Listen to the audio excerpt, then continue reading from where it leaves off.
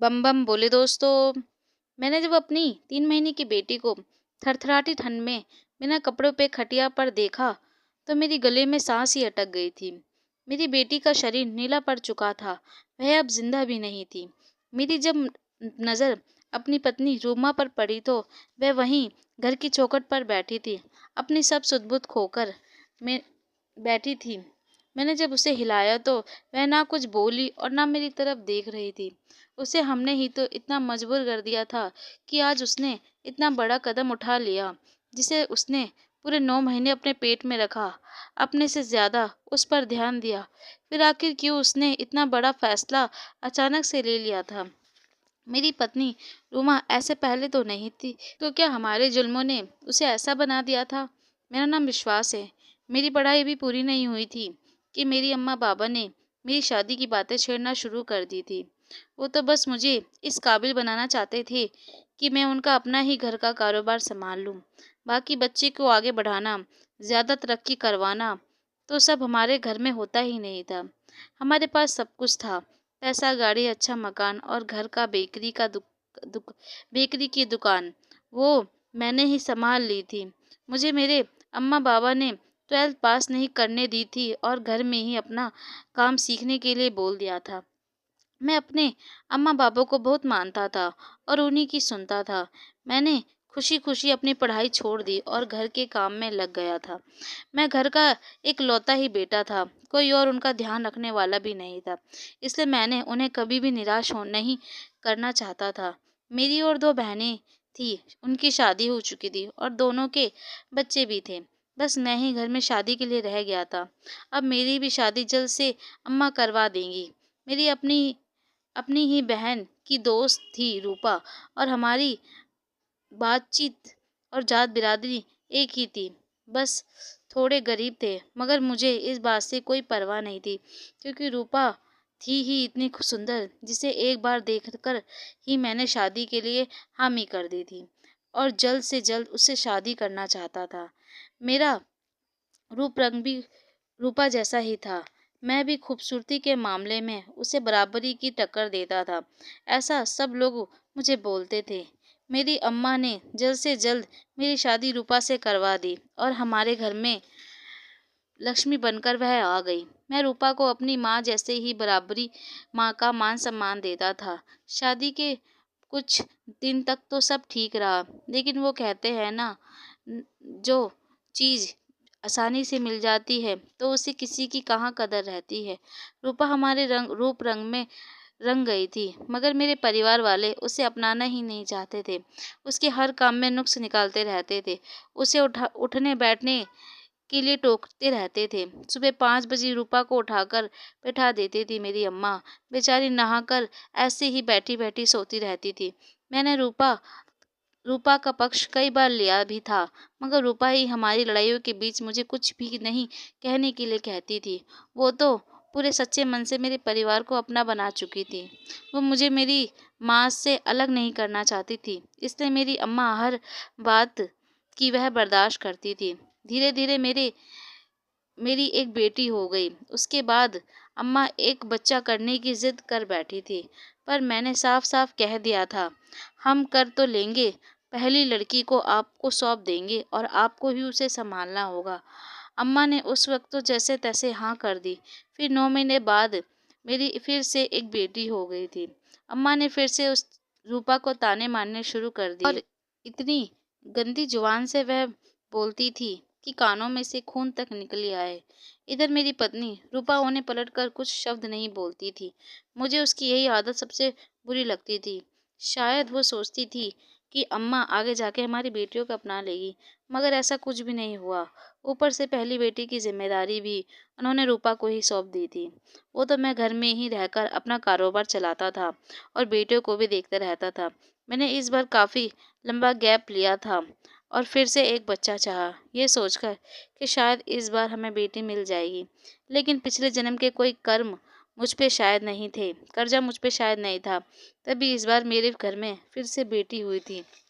मेरी किस्मत में शायद बेटा ही नहीं, और मैं इसका सारा दोष खुद को ही मानता था। बेटा बेटी सिर्फ आदमी की बदौलत होता है, ना कि औरत की किस्मत से। लेकिन मैं अपनी माँ को कैसे समझाऊं? वो तो पूरी इस वक्त भरी बैठी थी। 3 महीने पूरे हो गए थे, तभी हमारे काम में बाहर के लोग रुकावटें डालने लगे थे। मैंने अपने काम को पूरी तरह संभाल लिया था, इसलिए मुझे तुरंत घर से निकलना पड़ा। मैंने रूपा से कहा था, सब बेटियों का ध्यान रखना, अम्मा की बातों पर ज़्यादा ध्यान मत देना। मैं जल्दी काम निपटाकर आ जाऊंगा। रूपा इतनी सीधी थी, मुझसे कभी भी कोई जवाब नहीं पूछती थी, बस मुस्कुराकर हाँ बोल देती थी। मैंने जैसे तैसे अपना सारा काम पूरा किया और अम्मा रूपा की चिंता में जल्द से जल्द घर पर वापस आ गया था।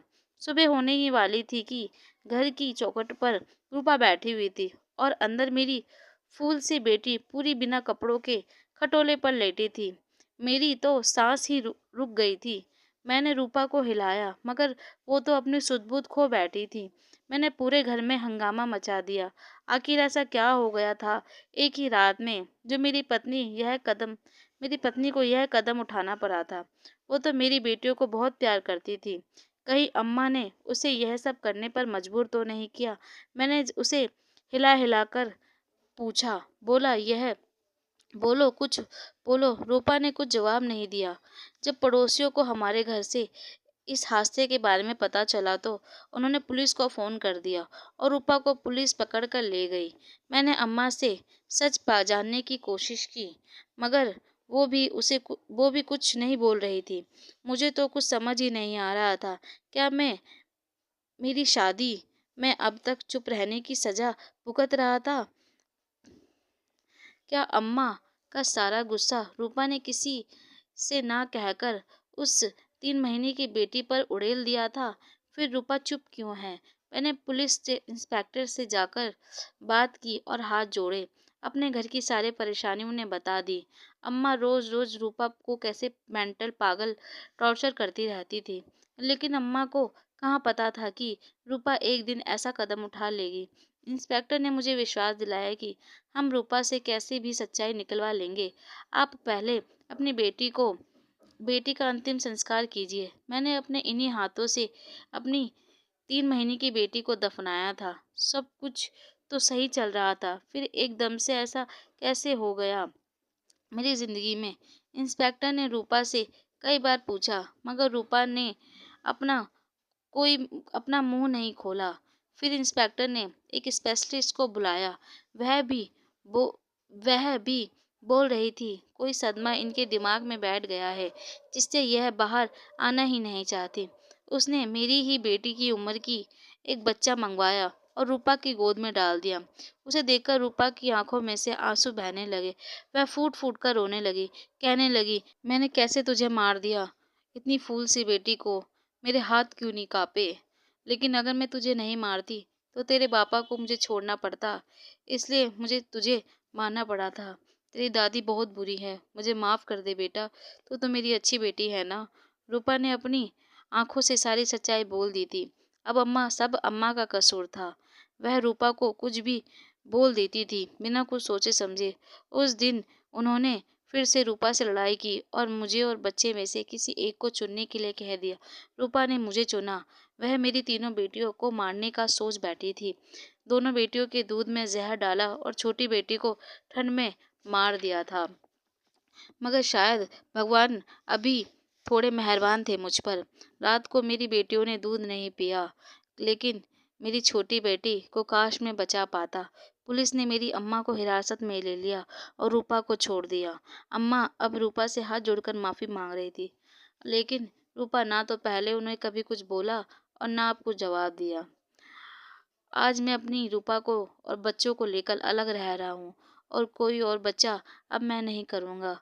कोई बेटा अब हमें नहीं चाहिए, हमारे लिए यही हमारे बेटा है। रूपा अब थोड़ा हंसने बोलने लगी है और मैं भी उसे देखकर हंसता रहता हूँ। अम्मा कि अभी भी अपनी सज़ा भुगत रही हैं जेल में। अगर आप मेरे चैनल पर नए हैं तो प्लीज़ मेरे चैनल को सब्सक्राइब कर लीजिएगा। कमेंट करके ज़रूर बताइएगा आपको मेरी कहानी कैसी लगी। बेल आइकन पे प्रेस कर दीजिएगा ताकि अगली आने वाली कहानी आपको मेरी मिलती रहे। मैं नीता आपसे विदा लेती हूँ, फिर मिलूँगी अगली कहानी में। इसी तरह मेरी कहानी से जुड़े रहिएगा। धन्यवाद।